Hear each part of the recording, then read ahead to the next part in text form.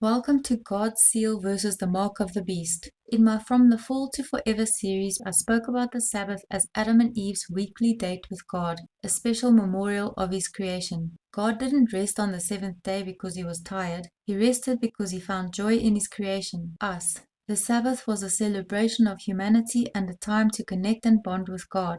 In part 8, I explained that the Sabbath was changed, but is now being restored. The true Sabbath is on Saturday, the day kept by the Israelites or Jews. They continue to honor the original Sabbath that God created for Adam and Eve.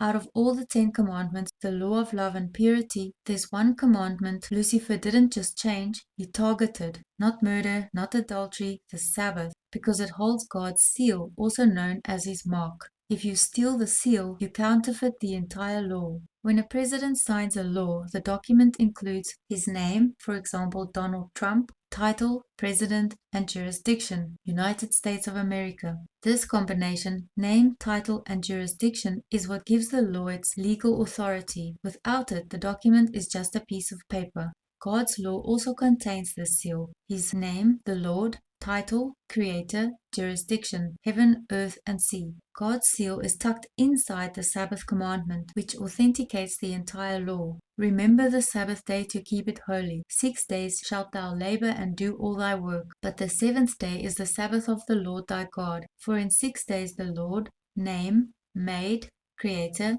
heaven and earth, the sea and all that in them is, jurisdiction, and rested the seventh day. Wherefore the Lord blessed the Sabbath day and hallowed it.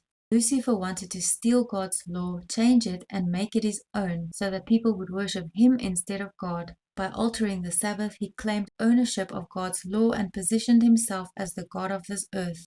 Daniel 7 verse 25 foretells a power that would think to change times and laws. Lucifer didn't need to destroy all 10 commandments, just the one that proves who wrote them, and the one that forbids idols, because he uses idols to lure people away from God. By changing the day of worship, he redirected allegiance from God to man. He didn't attack the Sabbath because it was weak. He attacked it because it was essential. God's mark versus the beast's mark. God's mark is the Sabbath, written in the forehead, conviction, and hand, action. The beast's mark is a counterfeit, Sunday worship enforced by human authority. Revelation 13 verse 16 warns of a time when this mark will be enforced economically. God says, "And these words which I command thee this day shall be in thine heart, and thou shalt bind them for a sign upon thine hand, and they shall be as frontlets between thine eyes." The right hand refers to our actions, and the forehead refers to our convictions and beliefs. God doesn't want us to keep the Sabbath merely out of habit or obligation. He wants it to come from both conviction and action. This shows that God's law is meant to be both lived and believed, a seal written on the heart and expressed through our choices.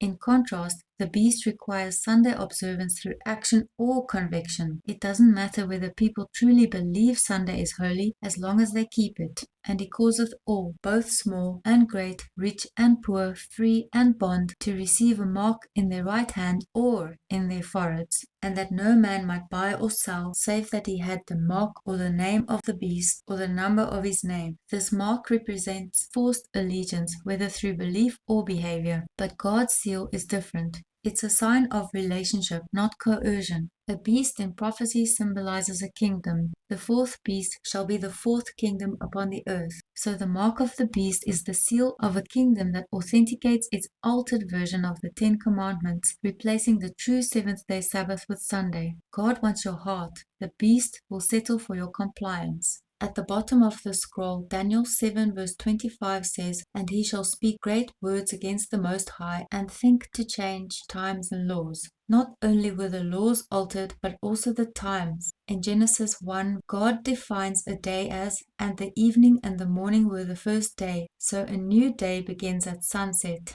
The beast system declares that a new day begins at midnight, a subtle but profound shift in both time and law. This cancels the daily reminder of the sunset, which is visible to all, and makes the new day start when everyone is asleep. In doing so, people forget to see the sunset as God's reminder that He created us. In my Seeing the Signs, False Gods in Modern Life video, I shared how I noticed sun symbols on the floors of certain malls, which I believe represent a false god. I once knew someone who ran a shop in one of those malls, and he told me that his contract required the shop to remain open on Saturdays. I believe that this same false god, Lucifer, will influence modern commerce, pressuring shops to close on Sundays and remain open on Saturdays as part of controlling who can buy and sell, just like Pharaoh controlled the Israelites when they were slaves in Egypt. This isn't about fear, it's about freedom. God's seal is an invitation to rest, to remember, and to return. The Sabbath isn't just a day, it's a declaration. I belong to Him. When the law is enforced, our allegiance will be tested.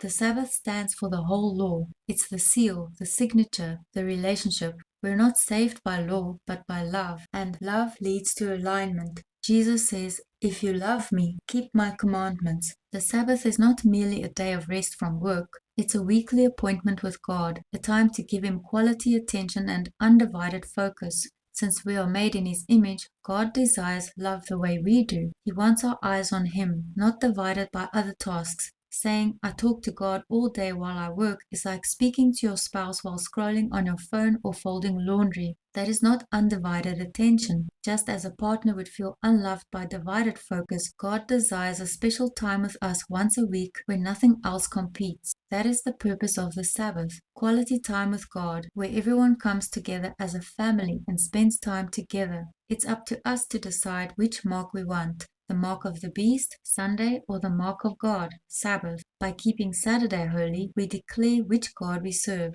The creator of heaven and earth, sea and all that in them is, or Lucifer, who stole and changed the law to claim God's position, just as he did in heaven when he deceived a third of the angels. I want to share these quotes not to criticize anyone's faith, but simply to show the historical evidence that the Sabbath was changed from Saturday to Sunday, not by a command from God, but by human authority. I'll leave these quotes on the screen so you can read them for yourself. Thank you for watching. See you in another video.